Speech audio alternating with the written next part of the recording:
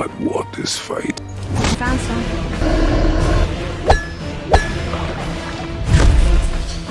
Kratos. Stay calm, boy! Everything you're about to see now is running on an actual PS1. No filters or post-processing, just 1994 hardware. God of War 2018 is a massive game with cinematic set pieces and a world that feels huge and alive. The PS1, on the other hand, has 2 MB of RAM, 1 MB of VRAM, and a processor that doesn't even do decimal points. So this wasn't going to be a downgrade, it would be a complete rebuild from the beginning. So the first thing I had to deal with is that PS1 development has no editor. You can't just click and drag stuff around, so I built a camera tuner straight into the game and got the framing set up. Then I brought Kratos in and he was a disaster, face down on the ground with broken textures. Once he was upright, I got his movement working and put the axe on his back with an equip animation. From there, I built out the first real scene, added a tree with collision, a prompt to chop it down, and a little objective tracker in the corner. 3 swings and it falls, which triggers a cutscene where Atreus shows up. Found some.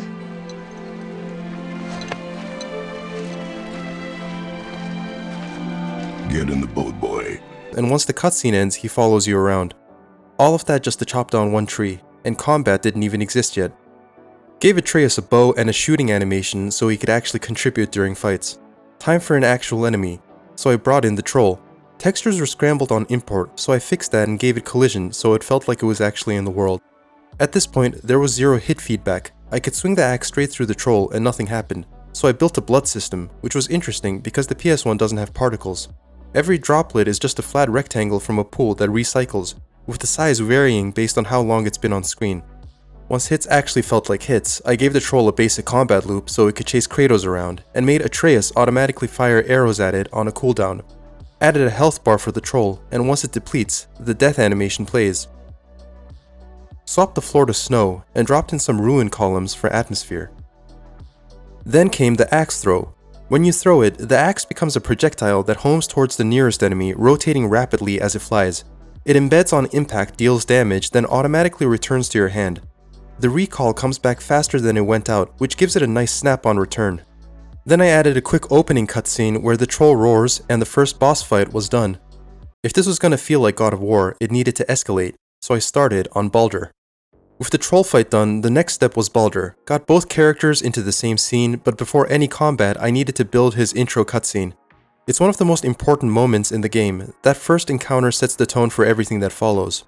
I decided to present it from a first-person perspective, which is pretty unusual for a PS1 cutscene. A fixed camera showing both characters would have worked, but POV puts you right in Kratos' perspective, and at this resolution, it actually shows Baldur's details better. I used the in-game camera tool to dial in the exact angle. Once the camera was locked, I added a background behind him, mountains, trees, enough detail to sell the illusion of a larger world outside. But I didn't want it to be just a flat image, so I placed 2 actual 3D dead trees in the scene for real depth, and gave Baldur a separate texture layer just for his tattoos. The cutscene is over a minute long, with continuous dialogue, and the PS1 only has 512 kilobytes of sound RAM. The simple approach of loading a voice sample into memory works fine for a short line. I did that with Atreus back in the forest, but for this, it was never going to fit. The solution was XA audio streaming. Instead of loading the audio into RAM, the dialogue sits on the CD as a dedicated XA track. When the scene starts, the CD drive streams it directly into the sound processor in real time, sector by sector. The CPU never touches the audio data.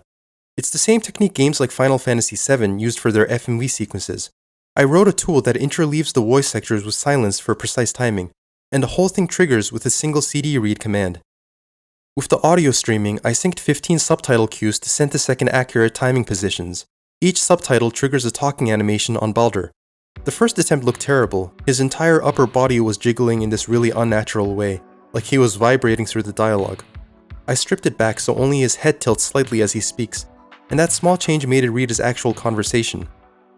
Then I fixed some texture color issues on his eyes. I thought you'd be bigger. But you're definitely the one. Long way from home, aren't you? What do you want?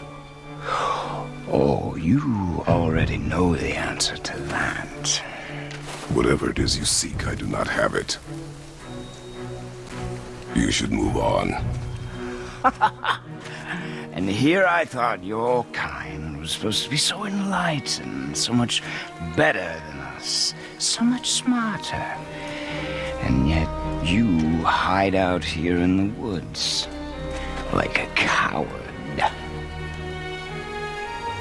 You do not want this fight. Oh,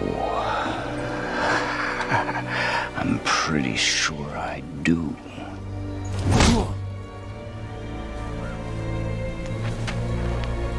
Leave my home. You are going to have to kill me for that to happen. For the actual Baldur fight, I didn't start from scratch. I reused most of the troll's combat logic and UI systems. No point reinventing the wheel when you already have working enemy AI and health bars.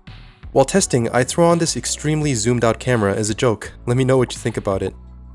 I gave Baldur his attack animations next, but they didn't really land. The swings connected and damage registered, but it felt like a regular enemy hitting you.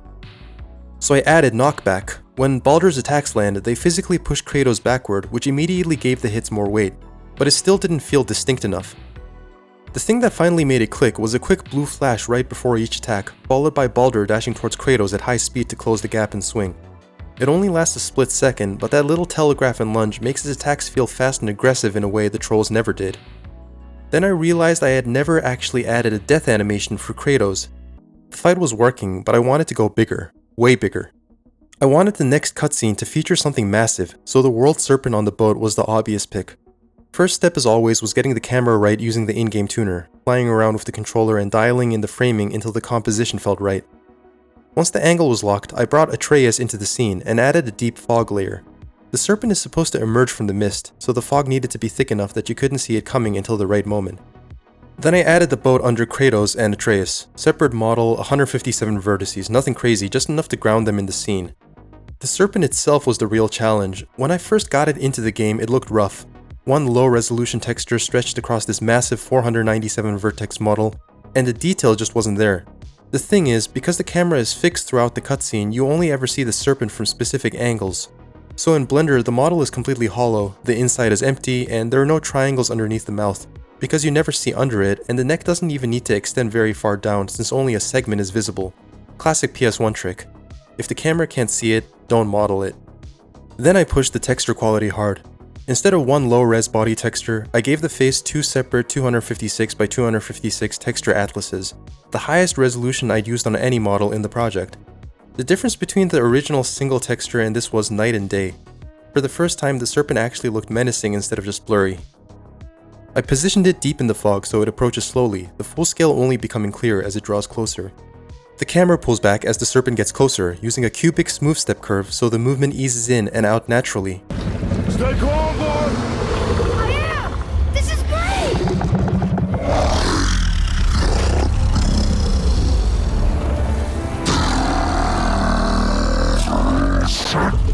It speaks? Yeah! Mom said he's friendly!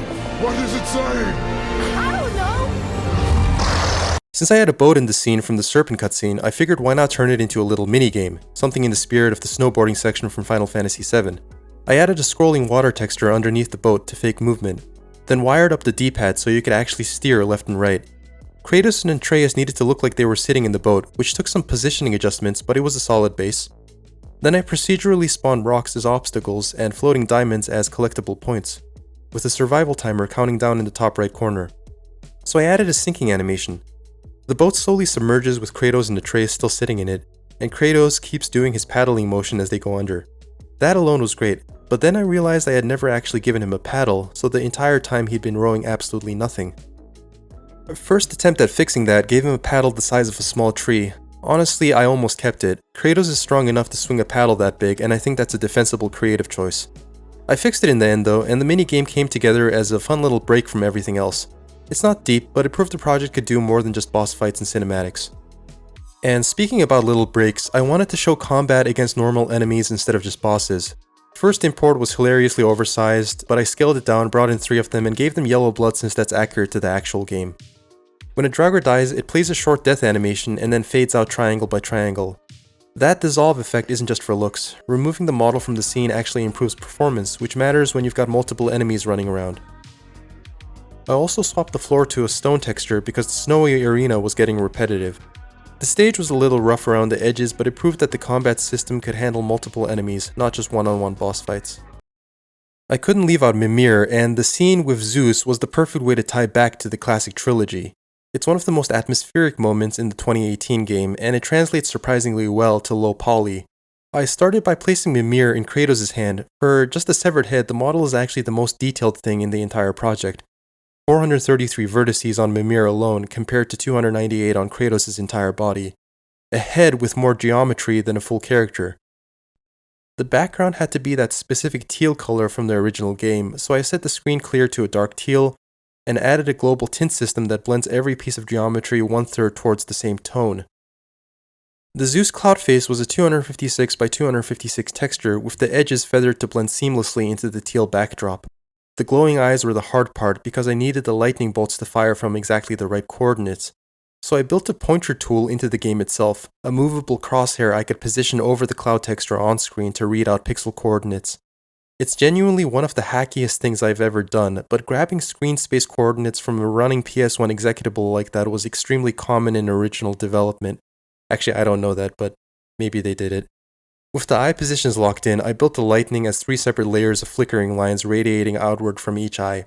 Each layer uses a different visibility pattern driven by a frame counter, so they blink on and off independently. And here's how the full scene came together. Kratos. Zeus. Zeus? My father. Your father was Zeus? Well, that explains a lot. But the real test is always actual hardware, and here's how it turned out. This is great!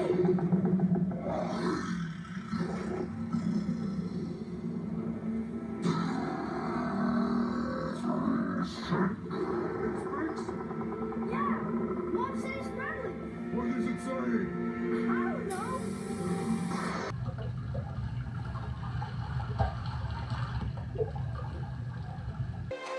Found some.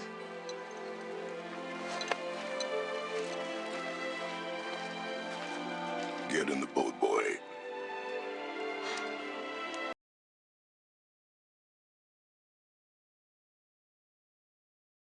Bigger. But you're definitely the one. Long way from home, aren't you? What do you want? Kratos. Zeus. Zeus? My father. Your father was Zeus? Well, that explains a lot. This was a really cool project to work on. Getting God of War running on the PS1, even as a vertical slice, meant solving the kind of problems original developers faced. Streaming audio straight from the disc because the sound chip had no room for it, building your own tools because there wasn't anything else. It's a completely different way of thinking about game development. If you enjoyed this video, please consider subscribing as it really helps the channel. Leave a comment below suggesting what you want to see me do next, and I'll see you in the next one.